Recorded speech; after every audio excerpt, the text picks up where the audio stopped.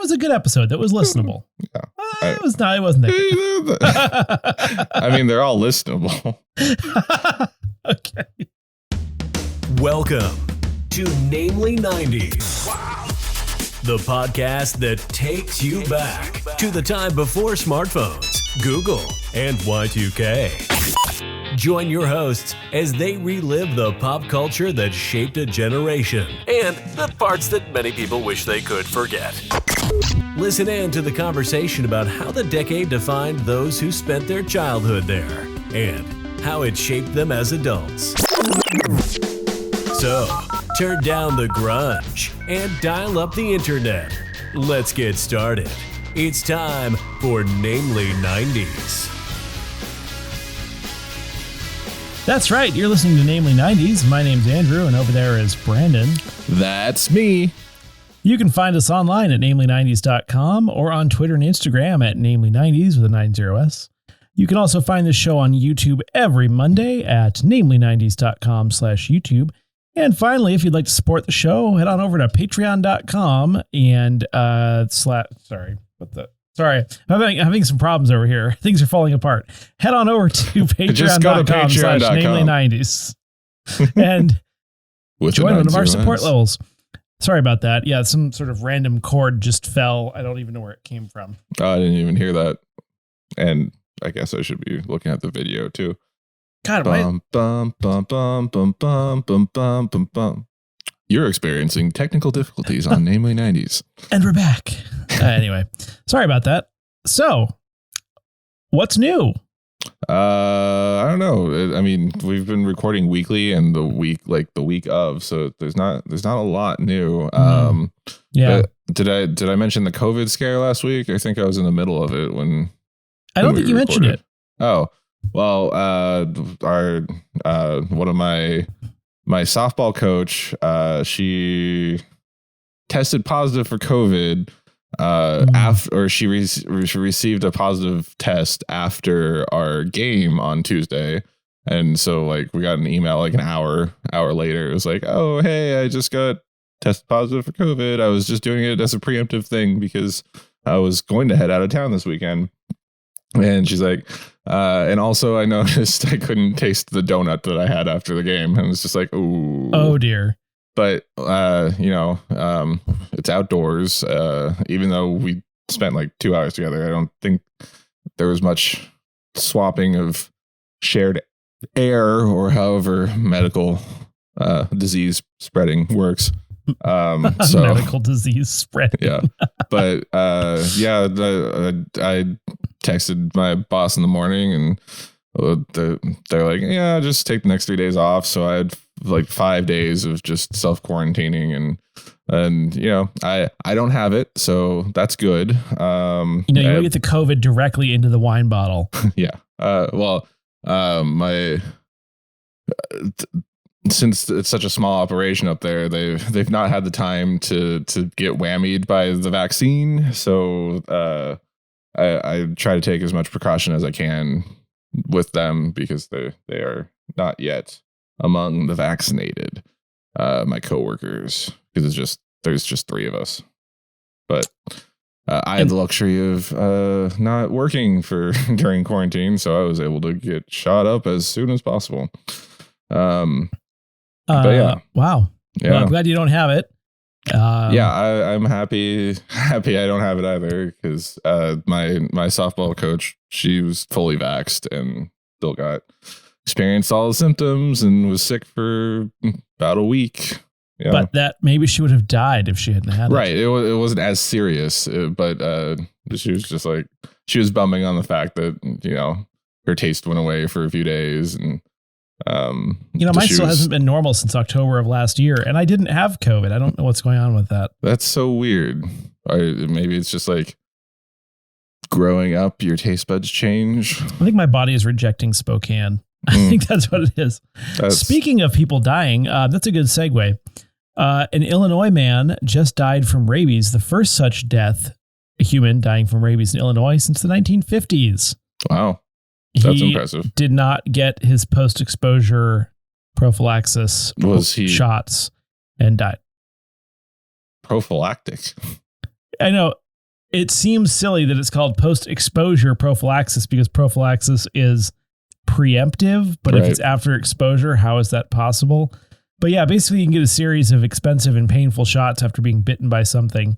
But I guess he woke up from sleeping and the bat was on his neck. And he was just like, nah, I'm not going to get the shots. And then he died because you just die when you get rabies. Did we make sure to stake out his grave afterwards? No pun intended. To make sure he didn't rise the next day. He didn't rise with a banner that said "My body, my choice." Right. I was thinking more of a vampire route, but that also works. Look, he's heading toward that medical freedom rally. Anyway. Rabies is a hard way to go. You don't want to water and why then someone shoots you. Wait, if you know you have rabies, why would you not get treated? Was that Stephen King movie? No, that's Cujo. It was Old Yeller. Yeah. Okay. I don't know. Wow. I don't know. I haven't seen Old Yeller. I kill a lot of dogs. Just saying, legally, as a veterinarian, I have a license to kill dogs. Cujo for Stephen humane King, purposes. Speaking of things you haven't seen, just yesterday, Sunday, which is in the future for us, but yesterday for our listeners, if you're listening to this on the Monday that this episode comes out, which thank you for doing that.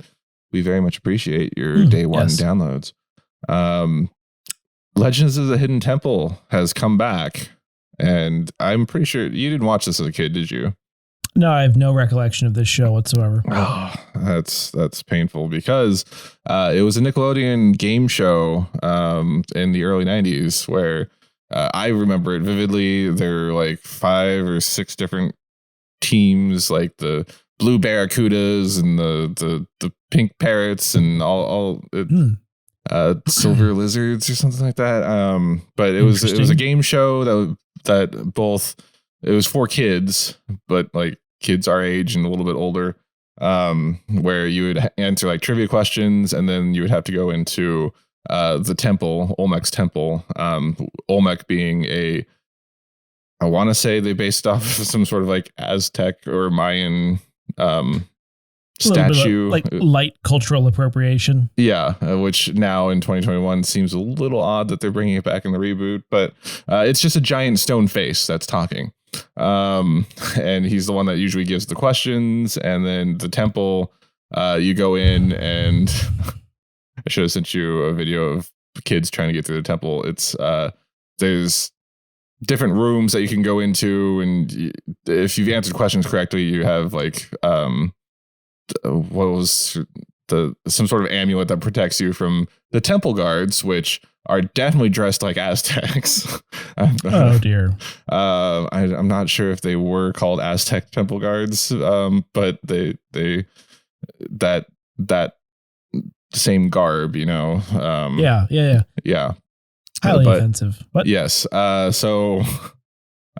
the biggest thing the kids always had trouble on was there was a room of the silver monkey where there were just like, it was 3 pieces to a monkey statue, and there was a pole in the center that you just slammed it down on, but the kids just could not like get the middle torso the right way on the stupid statue, and they'd always lose there. I think I remember the monkey. Right? The silver monkey. Yeah. I may have shown you clips of this before, but yeah, and it was like that and Double Dare, and there was a video game one that was cool, but there was a lot of like live action Nickelodeon towards the start of the early 90s before Nicktoons took over. And it was entertaining as a kid, but sorry, I've been talking so long about this.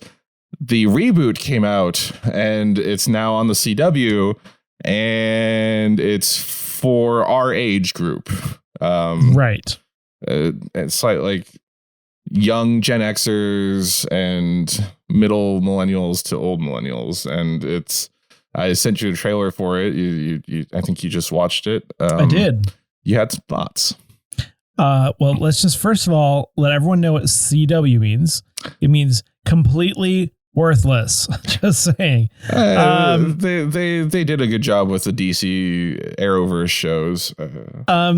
The guy is named Omek, but all I could hear was the Washington town of Omak, which is some sort of crap hole up north somewhere. Olmec, Olmec.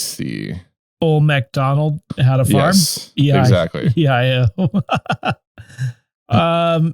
No, I think the thing is, I feel like when they have like the questionnaire for people who need on the show, the first question that's on there is, do you look like a complete douche? And if they answer yes to that, they immediately cast them. That's what then again, that might just be people our age. Yes. Honestly. Like all millennials trying to recapture their early childhood. Yeah, exactly. Which is exactly the point of this podcast. So you're welcome. Yes, sir.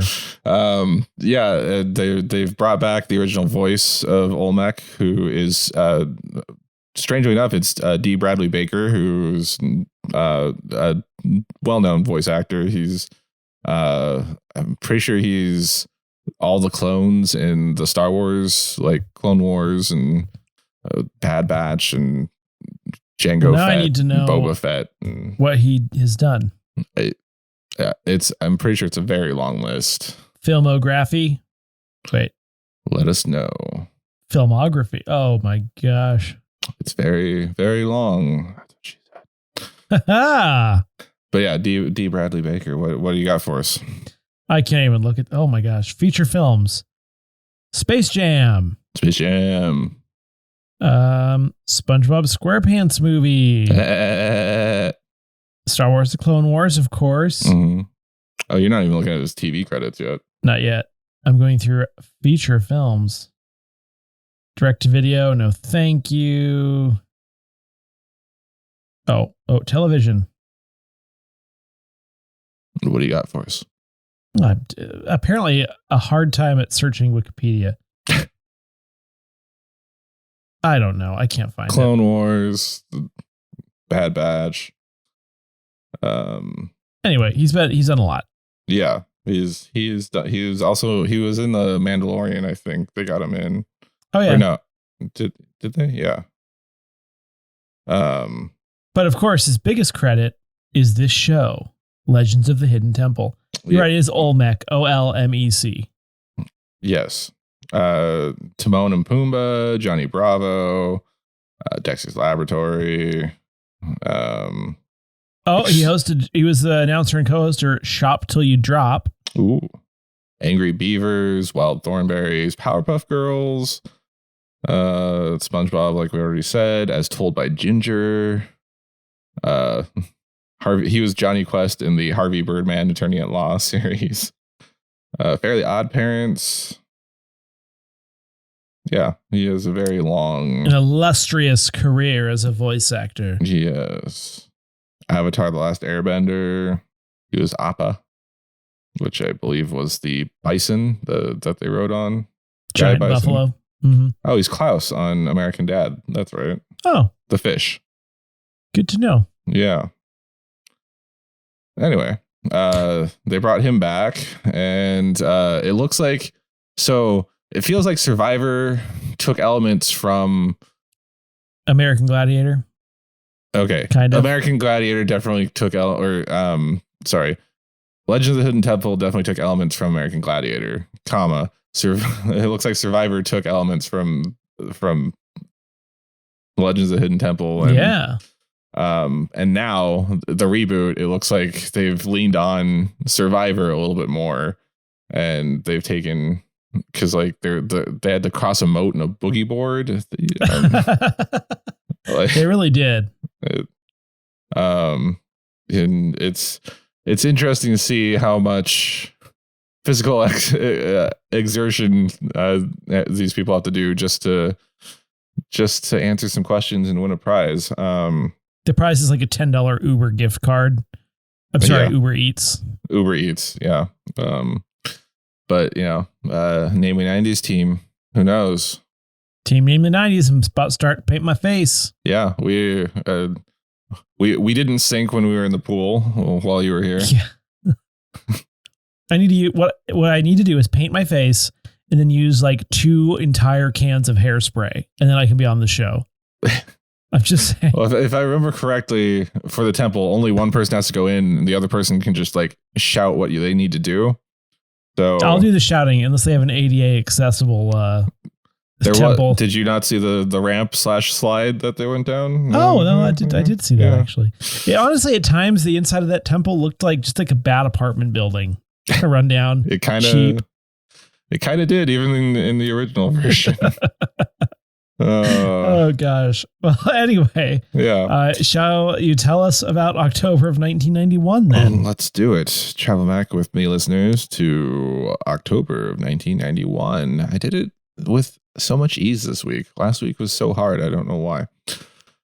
On the 4th, the San Jose Sharks play their inaugural game and lose 4-3 to Vancouver. Hey, interestingly, the Seattle Kraken are playing their very first game against not the Vancouver Canucks. I thought they were. Their first home game is the Canucks. Their first, is it Vegas? It might be Vegas. Yes, I heard Vegas. Yes. Yeah. Vegas, baby. What day is that on? I need to set the my 12th. Ooh, and tonight, currently, as we speak, as we record, the return of CSI Vegas. Ooh, I'm taking you away from that. Nice segue. I recorded it. I DVR'd it. Oh, good. On the 6th, Elizabeth Taylor, 59, marries for the blank time to construction worker Larry Fortanesky. Andrew, can you tell me, Elizabeth Taylor, what marriage was she on to what's his face? Larry. 5. Let me see, because I forgot to write it down because I sent it to you. Perfect. 1, 2, 3, 4, 5, 6. Oh, this is her final marriage, and this is number 7. Oh, 7 was my original guess. Ooh, should have gone for it. It was that Liz Taylor White Diamonds perfume. That's what did it for her. That's how she drew in 7 men. Mm-hmm. Smells nice and cheap. Speaking of the 7th, on the 7th, 70s child star Adam Rich is arrested for stealing hypodermics. Like needles? I assume needles. It just said hypodermics. You know who Adam Rich is? No, I do not. He was the actor noted for his role in the TV series 8 is Enough. He was the youngest son, Nicholas Bradford. I don't know why that reminded me. I think it's like because the whole like the rumors of needles and stuff being found in kids' Halloween candy. Oh yeah, is this whole thing about you have to Sorry. watch out for these THC laced products that people are giving your kids. Yes, because people who purchase or make edibles are just handing them out to children and not using them for themselves. Yeah. Like, they're going to spend the money and then just pass them out to small children. I can assure you, your children are not getting any edibles unless someone was so high that they got the edibles mixed up, in which case the edible wouldn't even, I mean, yes, your child would be very stoned, but then they would just be fine. Yeah. It's like, or they put it through all the efforts to create the edible and then just gave it away to children. Exactly. No. It's the same people who put like dirty needles in the movie theater. Yes. Or the razor blades in the apples. Although I think that did actually happen once. Speaking of things that aren't right, on the 11th, televangelist Jimmy Swaggart is seen soliciting a prostitute. And I'm not saying sex work is wrong. I'm saying being a televangelist is wrong. Being a being a hypocrite. Sorry, I'll say that again. You can just bleep me if you want, or just skip that. What did you say? I said being a televangelist is wrong. Yeah, being an effing hypocrite is what's the wrong part of that. Oh yes. Was it a male prostitute? Just need to make sure. I do not have the answer. Probably. To that. Frankly, probably. That was the prostitute's name. Frankly, probably. Definitely, maybe, probably. On the 11th, law professor Anita Hill testifies that the Supreme Court judge nominee Clarence Thomas sexually harassed her and maintained calendars from 25 years prior. Wait, no, that was the other guy. Just put beers and calendars. Put a pin in it for 2 minutes or two more bullet points, and we'll get right back to that. On the 12th, Steven Spielberg marries Kate Capshaw. On the 11th, U.S. hostage Jesse Turner is released from Beirut after 5 years. And on the 23rd, Clarence Thomas is sworn in as a Supreme Court justice. It's almost like there's a pattern developing in this country. Right?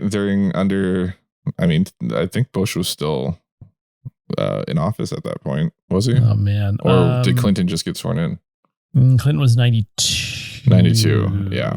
So Bush was finishing up Herbert Walker. George H.W. Also on the 23rd, Jack Kevorkian Jack Kevorkian euthanasias 2 women. Oh my gosh, I saw that. I laughed so hard originally. That's a verb. On the 24th, Gene Roddenberry, creator of Star Trek, passes away. Rip Gene. On the 27th, Minnesota Twins win their second World Series since moving to Minnesota, 1-0 in the 10th inning of Game 7. And TV ending in October of 1991 is on the 5th, the Real Ghostbusters cartoon. What? And on the Real Ghostbusters, the cartoon. Yes. Popular 80s cartoon of the Ghostbusters.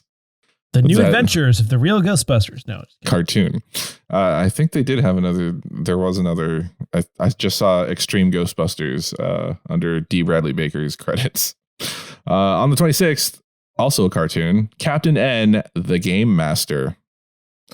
Remember Captain N, the Game Master? No. That's N for Nintendo, I believe. In the box office on the 4th, The Man in the Moon.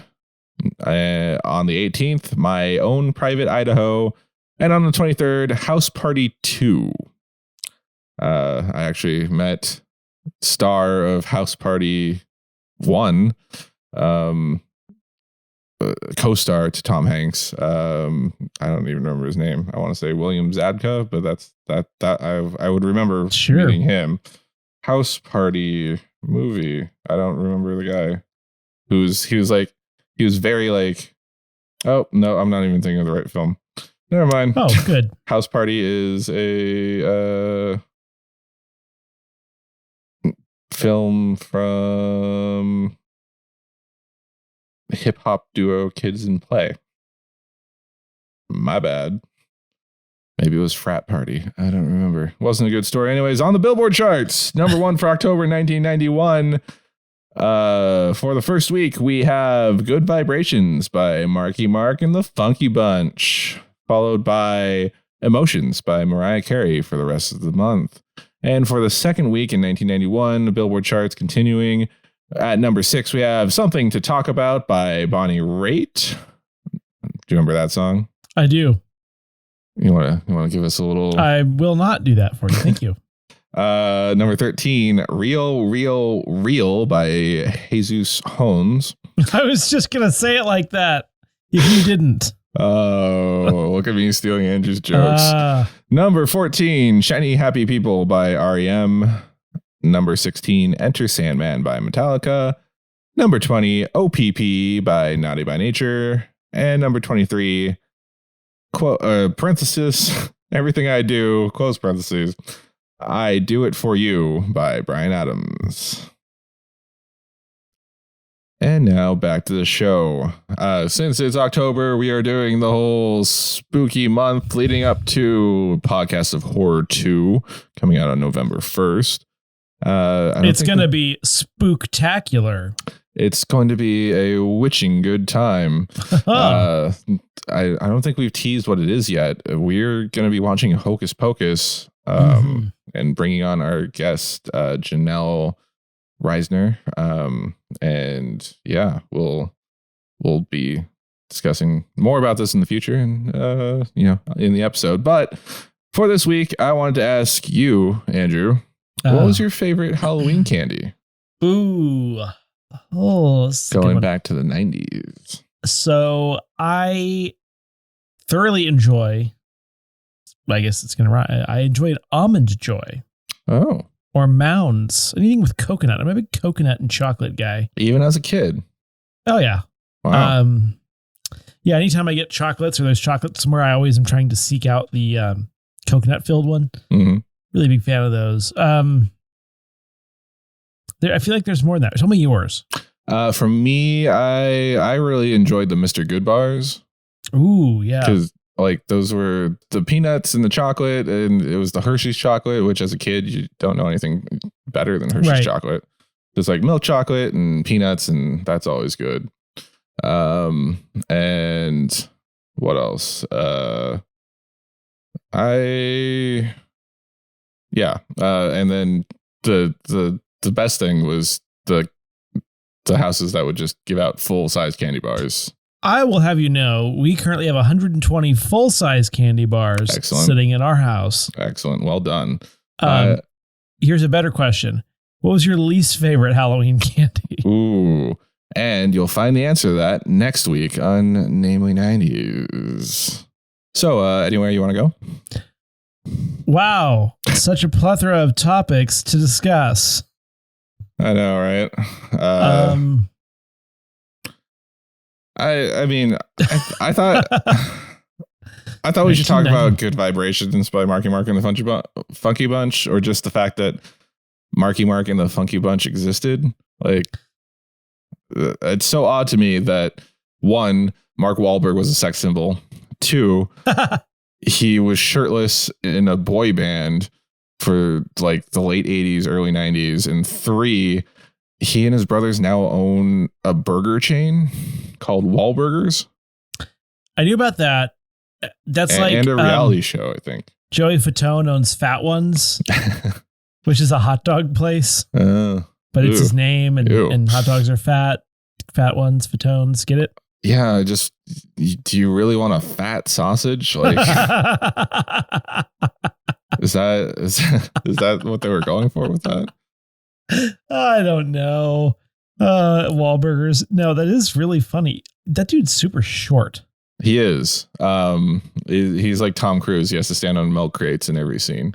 But I always thought of him as a legitimate actor, and I didn't always know that he was like from some crappy boy band. Exactly. Like, I always heard Marky Mark, but I didn't know that was him until maybe a few years ago.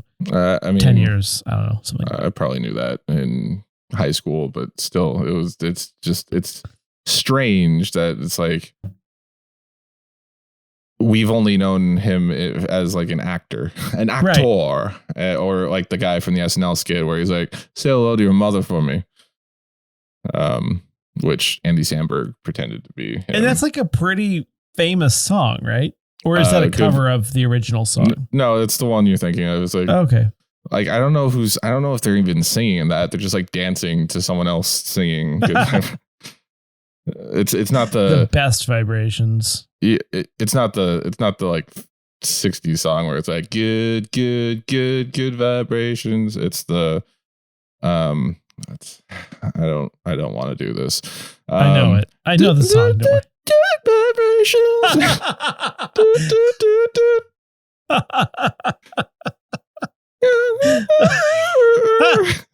Okay, that is horrible, but I know exactly what you're getting at. Yeah, you have the thing in your head. It's I don't know how to turn that into audio. Such a sweet sensation. But yeah, it's a catchy song. I never realized that was them until, like you said, like a few years ago. Well, probably 10 years ago at this point, but feels like it was just a few years ago. Just a few years. Yeah. Where's the time gone? Speaking of time going, space, the final frontier.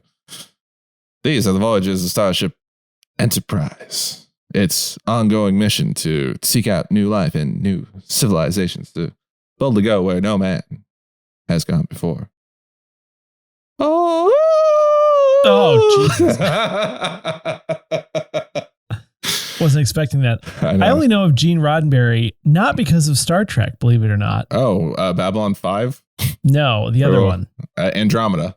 The other one.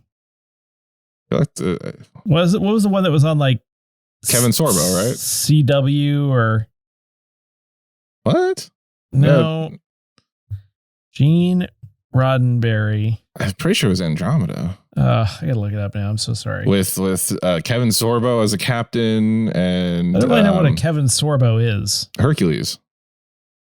And the ship had like a human pilot thing. It's actually very Farscapey.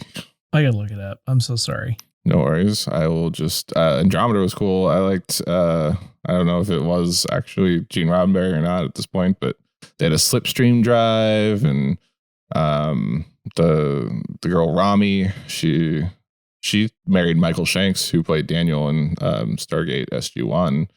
I think she was on the show as a doctor or something at some point. Yeah, I think it was Andromeda. I'm sorry. Yeah, Kevin Sorbo wearing like his best Han Solo looking outfit. Well, I guess it was more Dash Rendar, but Dash Rendar is a clone of Han Solo. Anyway, he's not actually a clone of Han Solo. They cloned the rogue because they said, you know what? Tune in to our episode. Was Andromeda the one with that weird like blue chick? That was Farscape. Well, Farscape had a blue chick. Had two blue chicks, actually. I don't remember if Andromeda did or not. But yeah. I have no idea. I don't know. I can't remember what I think of. I don't know. What am I thinking of? Farscape. No. Maybe. I don't think there was a blue. There was a pink. It was Andromeda. There was a pink chick in Andromeda. That might have been what it was. Yeah, the blue chick. There's two blue chicks in the sci-fi original series Farscape, which is the far superior show. Fight me. I don't care enough. Don't worry. I was more talking to the rabid fan base of Andromeda out there, but Lexa Doing. She's the one that married Michael Shanks, and she played Rami. Thank you for attending the Doing Shanks wedding. But you know, I've mentioned probably a few times that just caught up with me. I enjoyed Star Trek. I'm looking at my Blu-ray collection right now. I have the original series and Next Generation and all of the movies on Blu-ray. And he had a vision for the future. But like back in the original series era, like on television, Star Trek, like those old episodes are very, they're allegories, you know, they're using sci-fi to make comments on the culture at the time. They talk like there was an episode, you probably know about this. There's an episode where this talks about race issues, where there was a race of aliens that was very on the nose, black on one half, white on the other, but painted black and white. Right. And they were racist against their minority species from the same planet or sister planet, I don't remember, that was white on one side, black on the other. So basically, instead of being in full blackface, there were twice as many people in half blackface, but at the end of the day, there was just as much blackface going on. Yes. I mean, it was like the 60s, wasn't it? It was white makeup on the white side too. It wasn't like that's good. Yeah, it wasn't it wasn't blackface. It was just straight black. Anyway, there was even an episode where space hippies invaded the Enterprise. So space hippies. I'll send you a link to that after the show. But yeah, that was so it got pretty bad at the end. But yeah, as it usually does. And then it spawned decades worth of material. CBS All Access, now a sponsor, but there's some good Trek going on right now. So Trek yourself before you wreck yourself. It's just interesting to see his vision going as far as it did. You know, for being a TV producer that wrote a failed cop drama. That's the thing people say, right? What's that? Track yourself before you wreck yourself. Is that going to be in the Namely 90s merch next to? It should be. I think I made that up. I don't know. We'll see. Tick out if it talks out.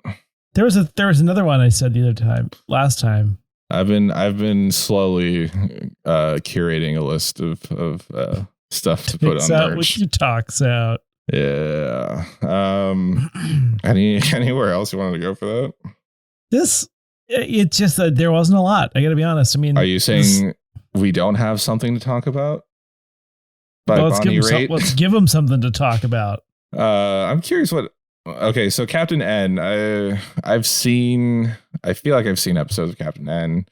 But then I Googled it before the show and watched an episode on YouTube, and I was like, I have no recollection of this. I thought it was partnered with like the Super Mario cartoons from like the late 80s, early 90s. But yeah. Can we talk about Steven Spielberg marrying Kate Capshaw?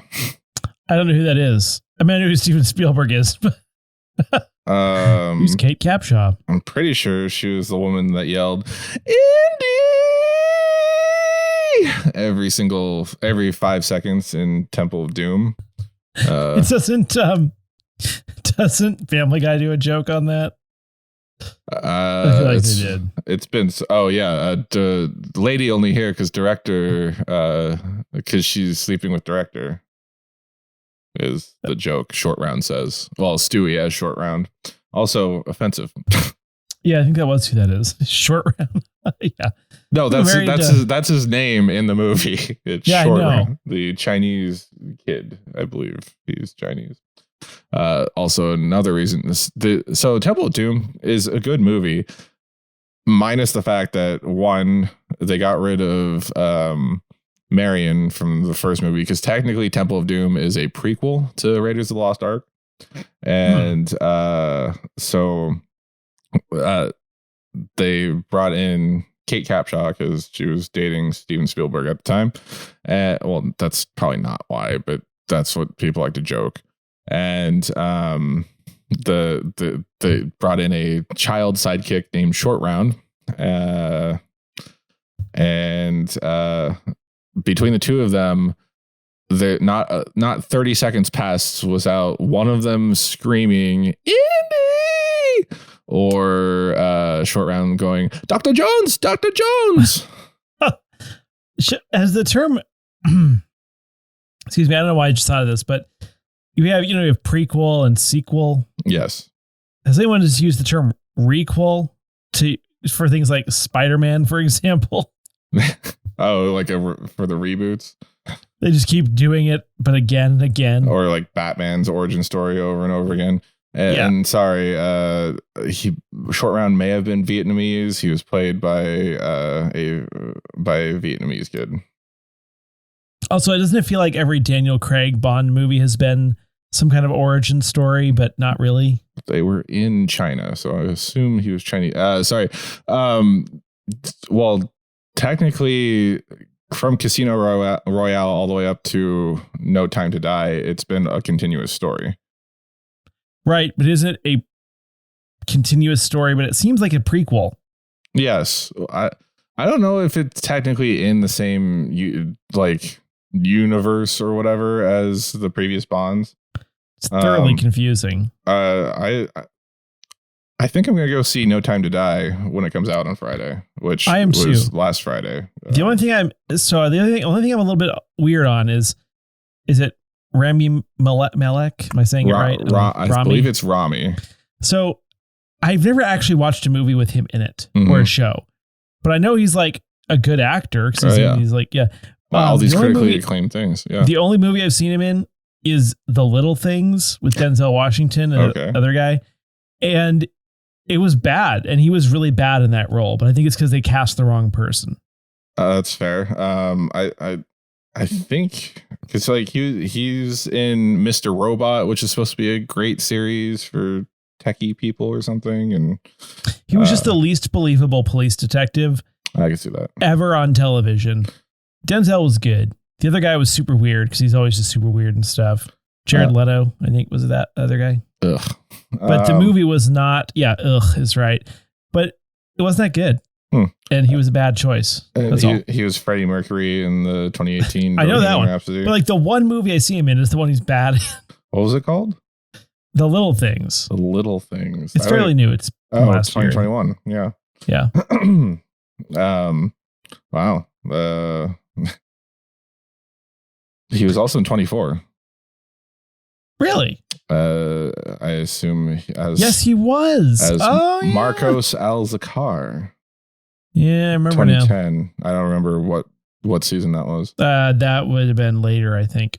Okay, so the one where it's like there's an Middle Eastern family and they're trying to make them not look like terrorists because that's offensive in 2010 versus 2001. Yeah, and the guy from Harold and Kumar was on there too, Cal Penn. Oh yeah, but then one of them actually turns out to have been radicalized. I thought.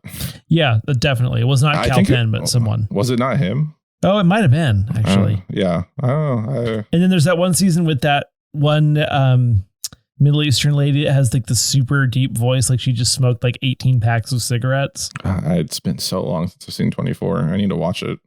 Again. As soon as I show you who that is after this, you're going to know. Yeah, absolutely. Well, did we make it through 1991? I think so. Thankfully, it's over. Awesome. Well, that's it for this week's edition of Namely 90s. Remember, you can find new episodes out every Monday. Check the episode description for this week's supplemental Spotify playlist curated by yours truly. Find us on Twitter and Instagram at Namely90s with a 90s, or find our personal accounts at bshwitty and at NamelyAndrew and tell us everything wrong that we said in this episode. If you would like to support the show, please check out our Patreon at patreon.com/Namely90s, also with a 90s. Finally, you can also contact us through our website, Namely90s.com. Please subscribe to us on Apple Podcasts, Stitcher, Google Podcasts, Spotify, YouTube, Mr. Robot, Deezer, TuneIn, iHeartRadio, and wherever you get your podcasts at. I'm Brandon, that's Andrew, and we will catch you next time.